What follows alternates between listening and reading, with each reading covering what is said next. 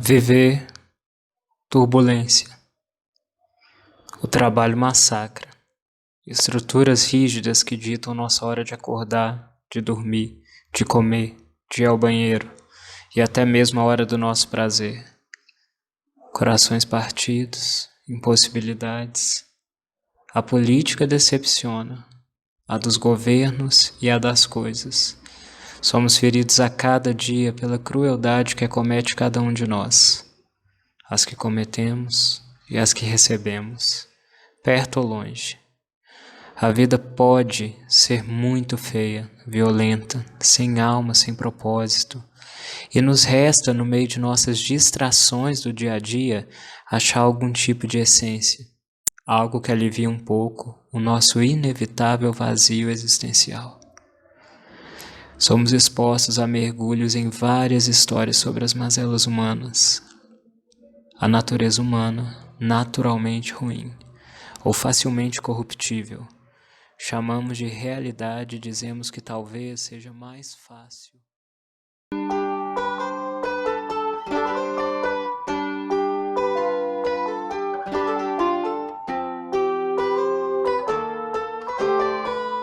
Essas histórias me fazem sentir cansado, descrente de tudo, longe do mundo, longe de mim. É como se tivesse uma narrativa que é insistente de comprovar que o homem é sempre ruim. Mas também tem horas que talvez eu acho que isso é que é verdade mesmo, eu tô procurando fantasia, tô procurando final feliz. Mas é que tem uma vontade, sabe? Eu quero acreditar em virtude, eu quero acreditar em beleza, eu quero acreditar que o homem, na verdade, é bom. Vez ou outra, essas sensações elas chegam, elas me assaltam, uma espécie de crise acontece. E quando acontece, talvez seja exatamente para me apontar uma nova direção, para me dizer que essa direção que eu estou caminhando não é exatamente a que conversa com a minha alma. E aí eu começo a questionar, eu começo a pensar demais. Mas, especialmente, eu começo a buscar fontes de inspiração. O meu anseio é por contemplação, é por beleza, por virtude, por aprendizado e crescimento intelectual, emocional e espiritual. E essa introdução é porque eu quero falar de um filme.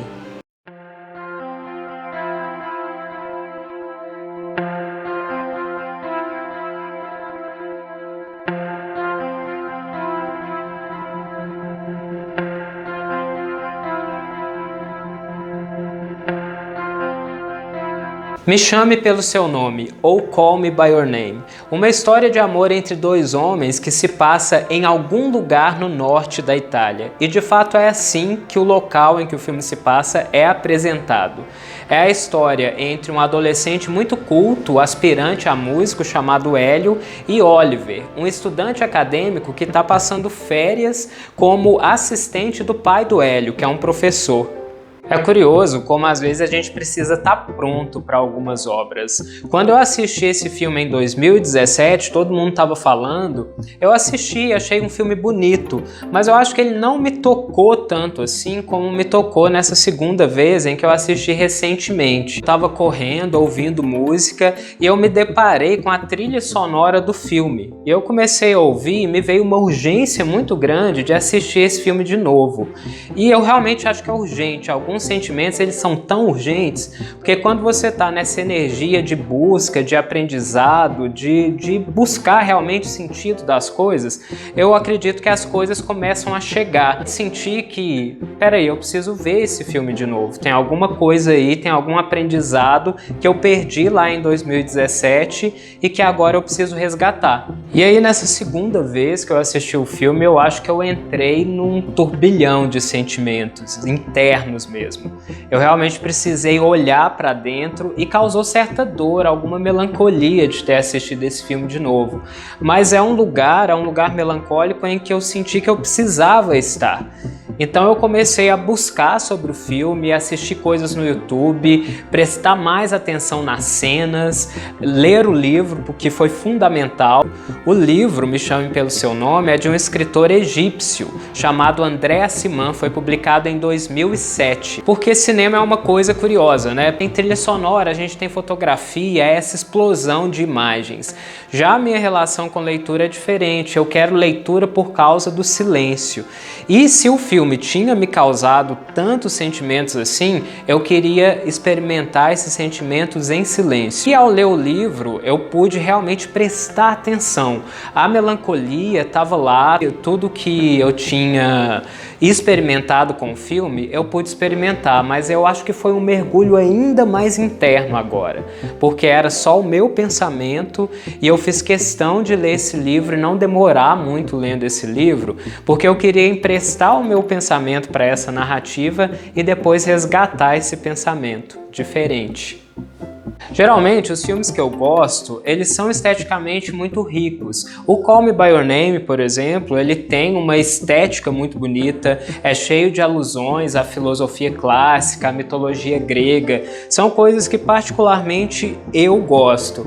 E é também um filme sobre os ritos de passagem da vida, de qualquer pessoa, e que são também muito dolorosos. Enquanto Hélio, ele era aquele garoto que estava lá vivendo um verão muito calmamente, o Oliver chegou para estudar, então o encontro dos dois provocam ali uma turbulência, tira eles daquele lugar em que eles estavam muito confortáveis, e isso é o que me atrai muito. Isso para mim já seria elemento para qualquer filme bom, mas realmente o que mexe comigo no Me Chame Pelo Seu Nome é a simbologia, e algo tão simples como a água. E a água me faz lembrar de filosofia pré-socrática e da natureza, Heráclito.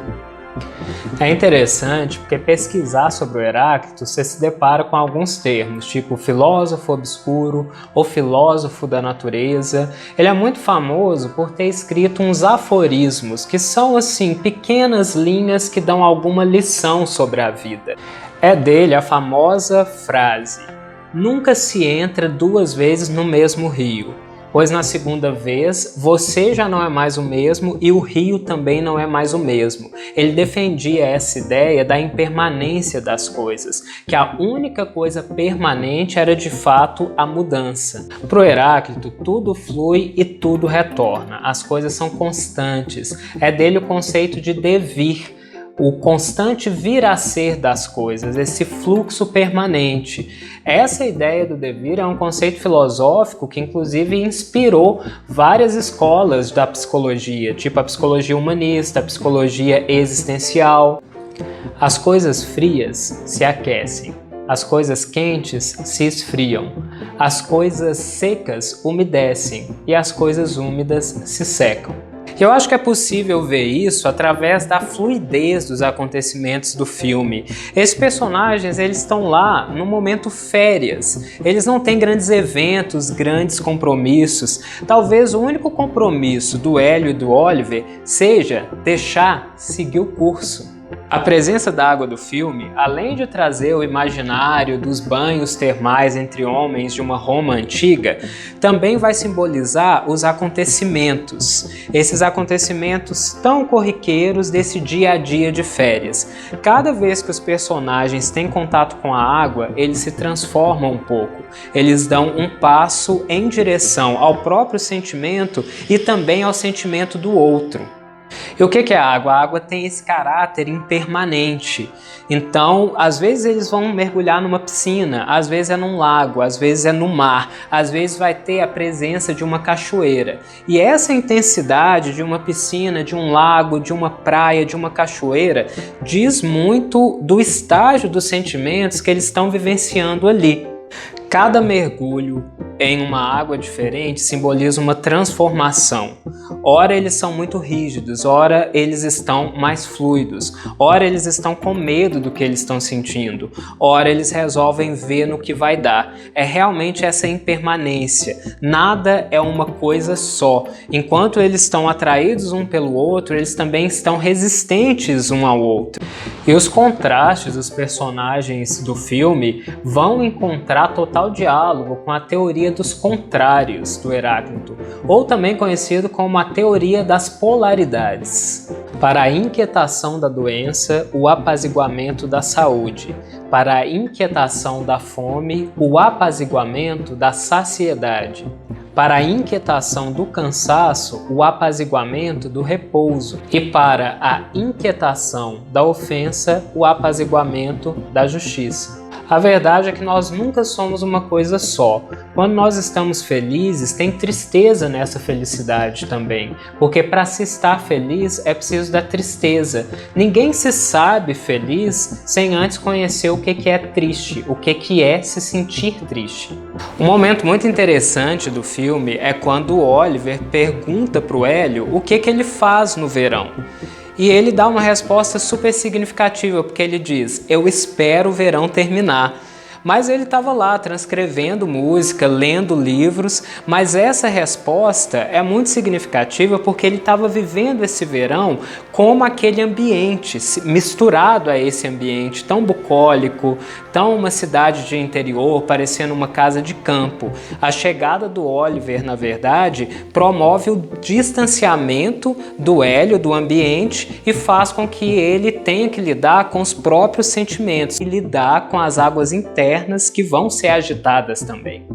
Afinal, nada é permanente, exceto a mudança. E tem um diálogo nesse filme que é extremamente significativo, porque eu estou tentando dizer aqui. É um diálogo entre o Hélio e o pai dele. E o pai dele diz da importância do sentir, como que as pessoas, enquanto elas estão amadurecendo, por causa de um sentimento que provoca dor, elas acabam com todos os outros. Para fugir desse sentimento, elas acabam excluindo os outros. E ele pede que o Hélio não faça isso, porque sentir as dores é importante também. Acredito que é um dos diálogos, pelo menos para mim, mais belamente escritos e atuados. Assim, tanto no livro quanto no filme, é muito bonito ver isso. E é o que mais ensina a gente sobre polaridade. As coisas não são uma coisa só. We rip out so much of ourselves to be cured of things faster that we go bankrupt by the age of 30 and have less to offer each time we start with someone new. But to make yourself feel nothing so as not to feel anything. What a waste.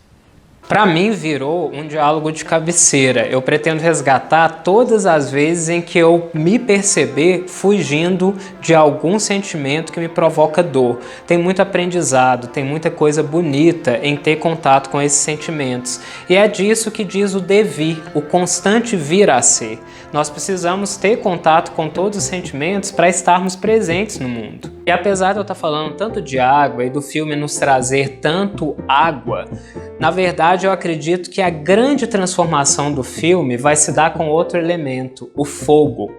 A grande transformação, a grande purificação, o grande expurgo é quando um dos personagens principais está refletindo na frente de uma lareira. Eu não vou dizer o motivo, porque pode ter gente que ainda não viu esse filme e eu não quero dar spoilers. Minha intenção, na verdade, é muito mais incentivar quem não viu ainda a assistir. E o interessante é que, embora o Heráclito tenha essa frase tão famosa sobre as águas dos rios, ele é, na verdade, considerado o filósofo do fogo.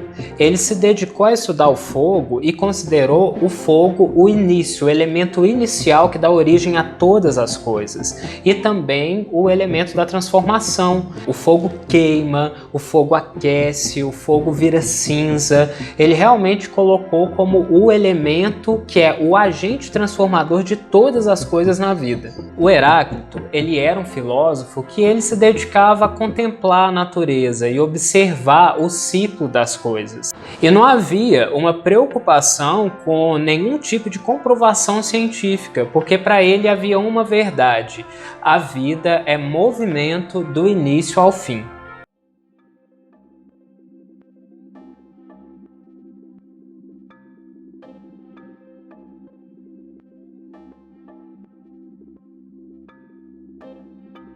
Esse filme, esse livro, essa história realmente me tocou. E eu percebo que me tocou para muito além do que a identificação com o enredo dela.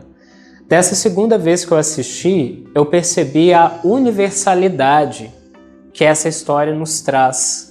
É muito interessante porque, ao pesquisar para fazer esse vídeo, eu li várias críticas, li estudos estéticos e assisti a muitos vídeos também com pessoas dando depoimentos sobre o filme ou sobre o livro tão tocadas quanto eu. Eu acho que isso só prova que, acima de qualquer gosto e opinião, essa obra realmente tem esse poder de falar com o sentimento das pessoas. Eu fiquei impressionado ao perceber que várias dessas pessoas eram homens heterossexuais, o que me provocou outra reflexão dos rótulos que nós colocamos em algo tão natural, tão água e fogo, nos rótulos que nós colocamos no amor. Se tem uma forma que eu considero melhor de aprender, é esse contato, essa conexão e esse entendimento do outro. Eu acho que foi muito rico eu ter me dedicado a assistir esses depoimentos dessas pessoas. É também do Heráclito a frase de que a gente deve esquecer um pouco a filosofia, que o homem deve procurar o aprendizado através dos próprios olhos, nessa conexão com o seu interior.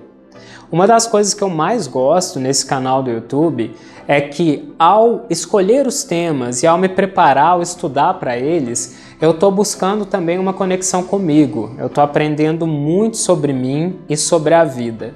Nesses tempos em que a gente vive, quando é tão difícil a gente ver virtude, ver beleza, ver o bom, uma obra tão contemplativa e tão singela quanto Me Chame Pelo Seu Nome foi capaz de me ensinar, me transformar e me resgatar. Eu acho que a grande função da arte nesses tempos é promover esse contato com a nossa essência.